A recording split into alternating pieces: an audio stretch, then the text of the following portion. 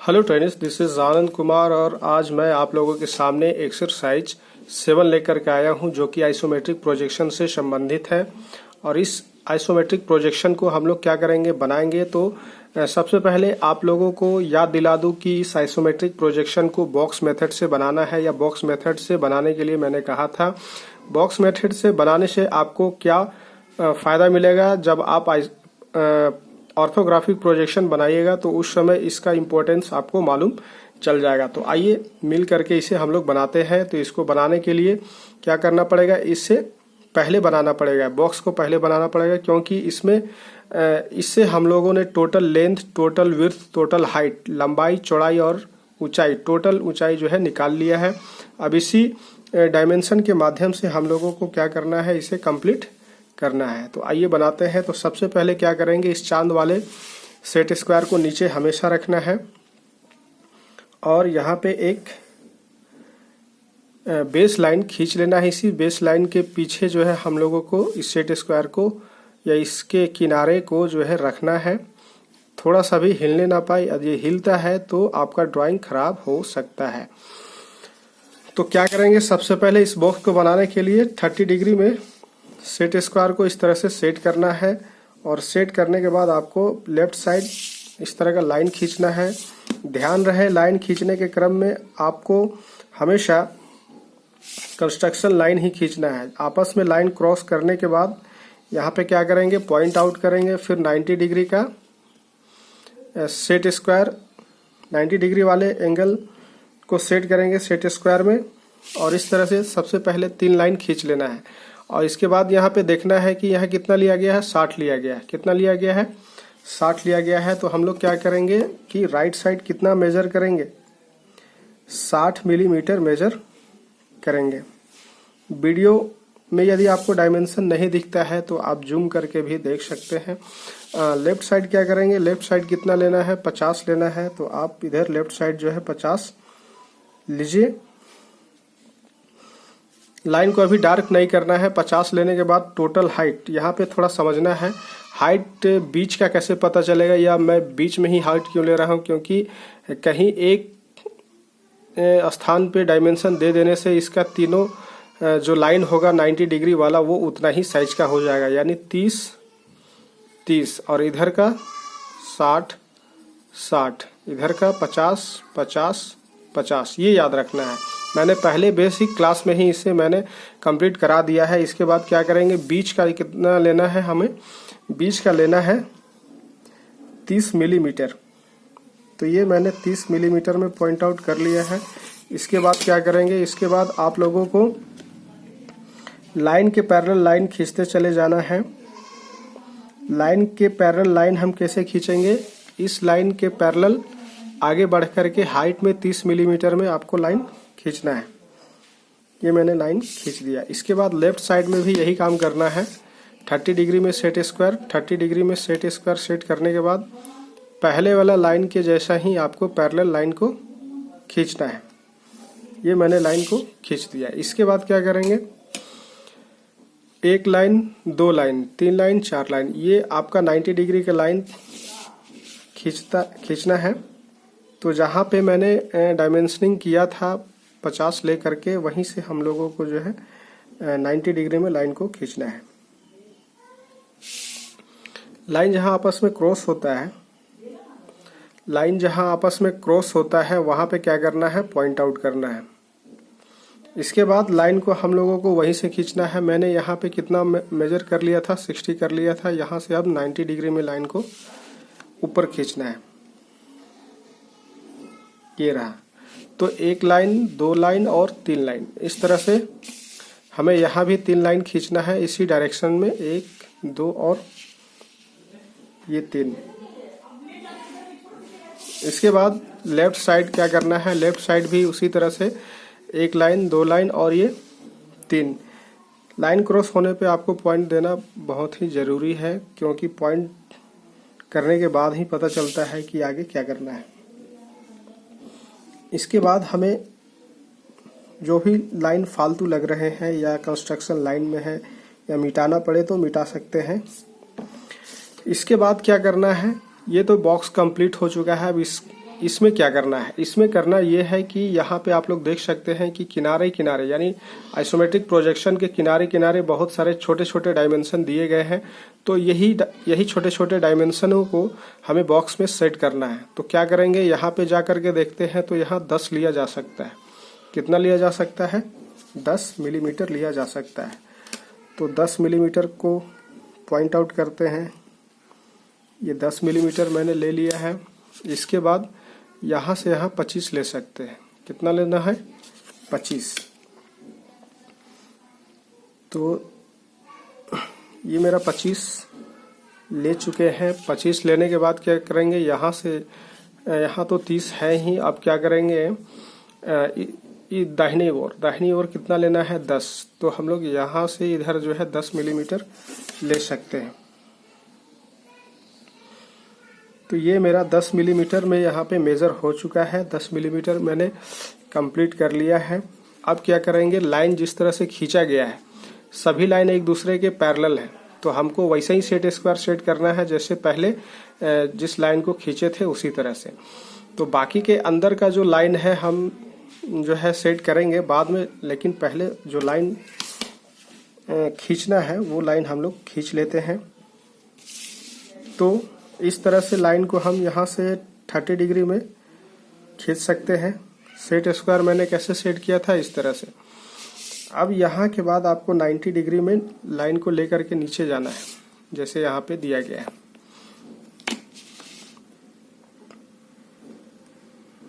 ये मेरा लाइन नीचे चला गया। अब क्या करेंगे, यहाँ पे देखते हैं 10 मिलीमीटर लेकर के लाइन को इधर गया है। 10 मिलीमीटर में लाइन को इधर लेकर के हमको जाना पड़ेगा। लाइन इस तरह से ऐसे। अब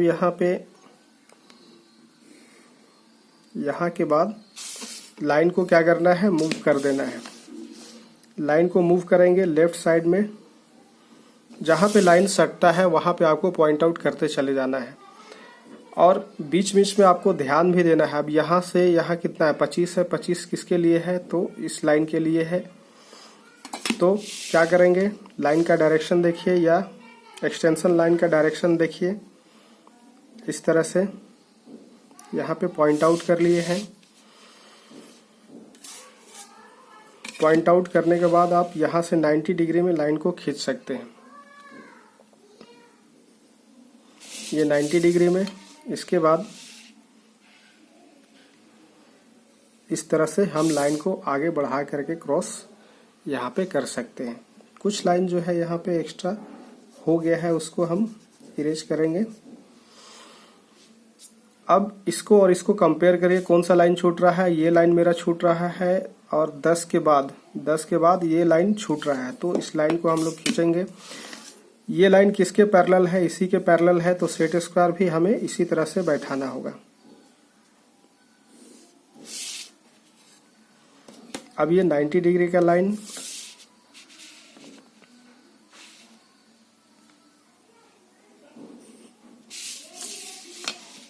को आप जो है आगे देख सकते हैं आपका लाइन सही जा रहा है कि नहीं।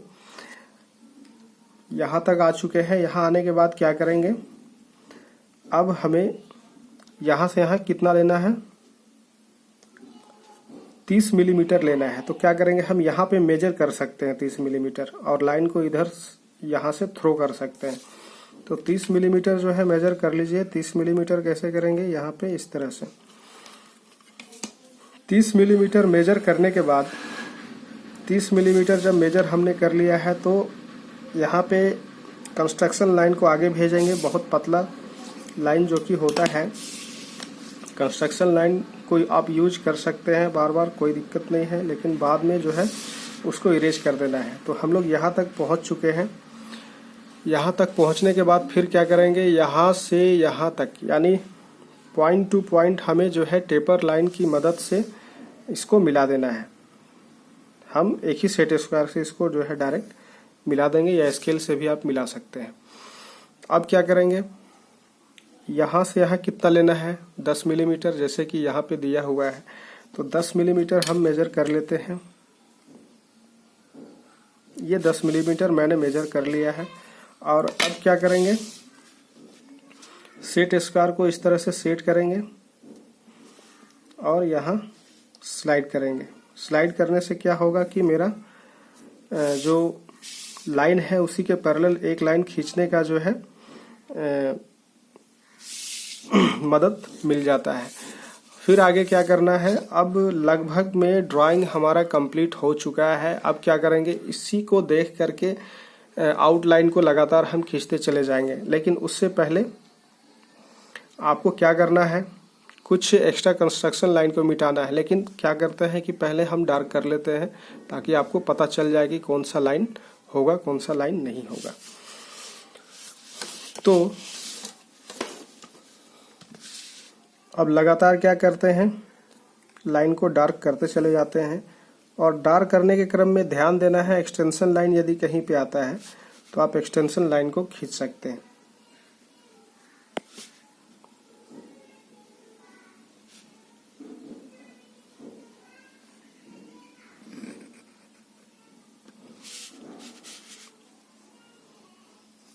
इस तरह से एक बार में जो जो लाइन आपको एक ही डायरेक्शन में मिल रहा है उन लाइनों को हम क्या करेंगे, डायरेक्ट डार्क करते चले जाएंगे या आउटलाइन में खींचते चले जाएंगे। Extension line, outline. आउटलाइन जो है आपको थोड़ा सा थिक रखना है, मोटा रखना है। और एक्सटेंशन लाइन आपको क्या करना है, मीडियम रखना है। एक्सटेंशन लाइन है क्या, इसे एक्सटेंशन लाइन कहते हैं, इसे डायमेंशन लाइन कहते हैं। और ये पूरा जो कि ड्राइंग को प्रदर्शित करता है वो आउटलाइन है, एक्सटेंशन लाइन। अब क्या करेंगे, इस दिशा में जो भी लाइन आएगा उसको हम लोग क्या करेंगे, डार्क करते चले जाएंगे। ये outline, dimension line, extension line, outline, extension line. बीच का जो भी है कचरा उसको भी क्लियर करते चले जाना है।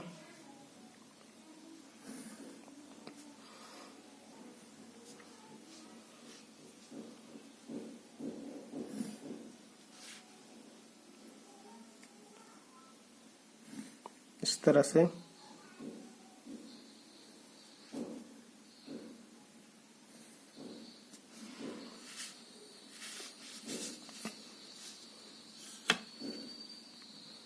लाइन को डार्क करना ना भूलें।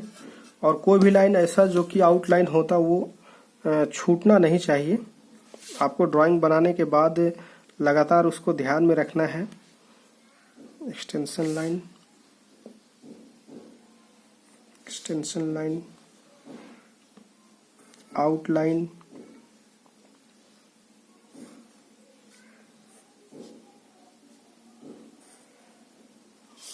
Dimension line. डायमेंशन लाइन को आप आउटलाइन के पैरेलल जो है स्लाइड करके सेट स्क्वायर को 8 मिलीमीटर के डिस्टेंस में खींच सकते हैं। किस तरह से खींचना है, यहाँ पे इस तरह से।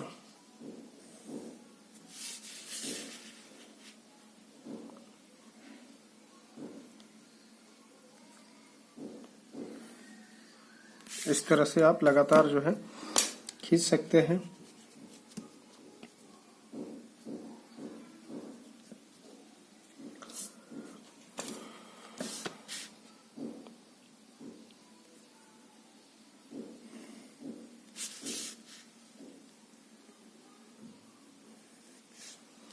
इस तरह से आप कंप्लीट कर सकते हैं। आगे लगभग जो है मेरा आउटलाइन कंप्लीट हो चुका है।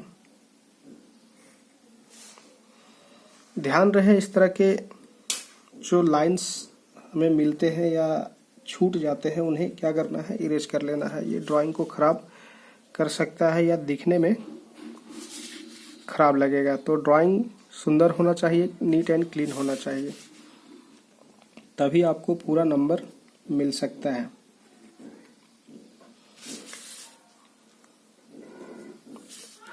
अब क्या करेंगे, अब यहाँ पे थोड़ा सा मैच करना है ड्राइंग को आपस में कि कोई लाइन ऐसा जो है जो कि छूट रहा है। यहाँ पे डायमेंशन लाइन जो है छूट रहा है, तो आप इस लाइन की मदद से आगे बढ़ा सकते हैं। ये extension line, extension line,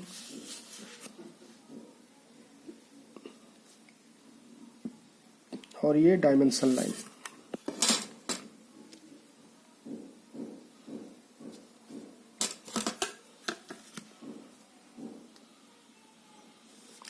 direction line.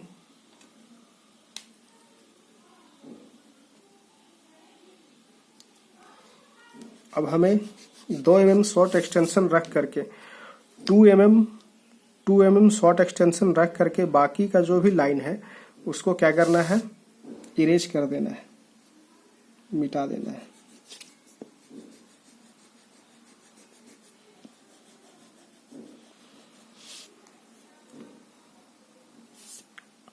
इतना होने के बाद इस लगभग में हमारा ड्राइंग कंप्लीट हो चुका है। कंपेयर करेंगे, कोई भी डायमेंशन छूटना नहीं चाहिए। अब इसमें न्यूमेरिकल वैल्यू जो कि 50, 30, 60, 10 जो दिया गया है उसको हम लोग पुट करेंगे। तो न्यूमेरिकल वैल्यू कितना है, यहाँ पे 60 है। साथ ही साथ आपको एरो हेड भी बनाते चले जाना है। डायमेंशन लाइन में 10 है। इसके बाद यहाँ पे कितना है, 10, 10,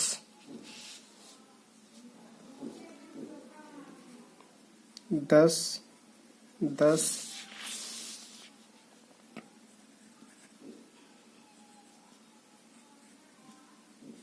30, फिर यहाँ पे कितना है, 50,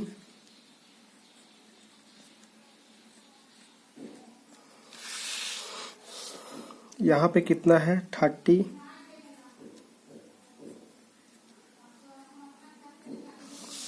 यहाँ पे कितना है, 25।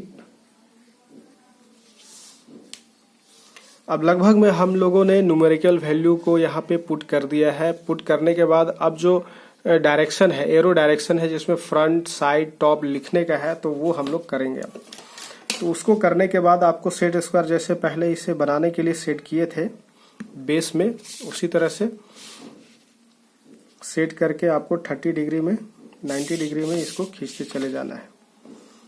डबल सेट स्क्वायर से खींचने से ये आसानी से आप तीनों डायरेक्शन का जो है उसको आप कंप्लीट कर सकते हैं।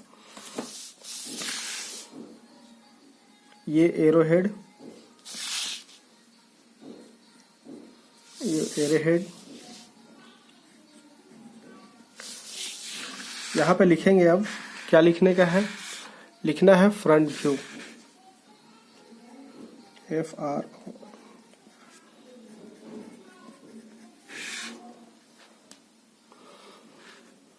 फिर यहाँ पे लिखना है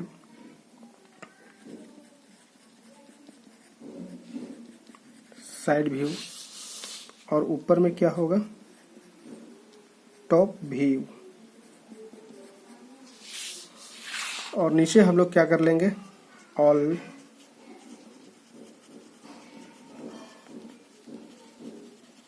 डायमेंशंस आर इन मिलीमीटर। तो इतना करने के बाद जो है आपका आइसोमेट्रिक प्रोजेक्शन पूरी तरह से कंप्लीट हो जाता है। और ड्राइंग, ध्यान रहे ड्राइंग में किसी तरह का भी गंदगी ना हो या कोई रफ काम किए हो तो उसे इरेज कर देना है, ताकि आपका ड्राइंग शीट हमेशा क्लीन लगे। तो इस तरह से मैंने आइसोमेट्रिक प्रोजेक्शन के सेशन का एक्सरसाइज नंबर 7 कंप्लीट कर लिया है। आप लोगों को भी इसे कंप्लीट कर लेना है ताकि हम आगे बढ़ते चले जाएं। और आइसोमेट्रिक प्रोजेक्शन कंप्लीट करने के बाद जो है ऑर्थोग्राफिक प्रोजेक्शन बनाएंगे। और ऑर्थोग्राफिक प्रोजेक्शन आप लोग कहाँ बनाइएगा, जस्ट इसके बगल वाले स्पेस में। तो आई होप कि आप लोग जो है इसे प्रैक्टिस कर रहे होंगे इस एक्सरसाइज को।